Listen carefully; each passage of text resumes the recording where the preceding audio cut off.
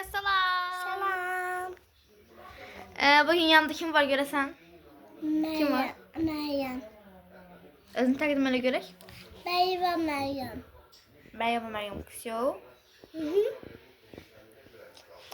Deyərsən ki, məsələn deyə bilərsən ki, mənim adım Məryəmdir. Soyadım Bəyiyevadır. Mən birinci sinifdə oxuyuram. Elə də. Niyə elədim? Deyirsən ki, Bəyiyeva Məryəm. Bəyiyeva Məryəm nədir? Kimdir? Onu deməmsən. Neysə. Məryəm, bugün nə etmək istəyirsən məndən? Bugün video çekmek istiyorum. Bir çəkirik də. Videoda nə etmək istəyirsən?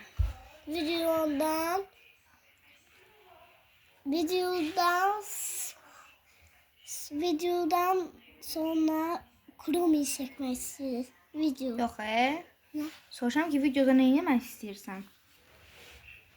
Videoda kanal çekmek istiyorum. Yox, YouTube videolarına baxmamısan? Bakmışsam. Orada nələr eləyirlər? Toka Boka'da Chrome sana dönmüşsem Toka Yox, vlog. Ha vurukta Vurub. vuruk. Mənim rəsmlərimi göstərirsən? Hə? Rəsmlərimi göstərə bilərsən buradan. Qoy bura.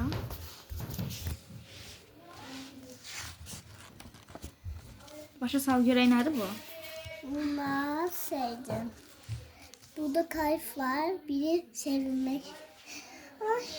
Sonra böyle Hə. burada kayıp var. Biri sevinmek. Sonra arkadaşı da hediye almaya dönsetmiş. Çünkü hediyeni beğenmek için. Bu dondurma isteydi. Bu da başka kızla dondurma. Hə. Başka dondurma istemişti. Bir kız da dondurma. Yanımıza kim gəldi? İndi. Yukarıya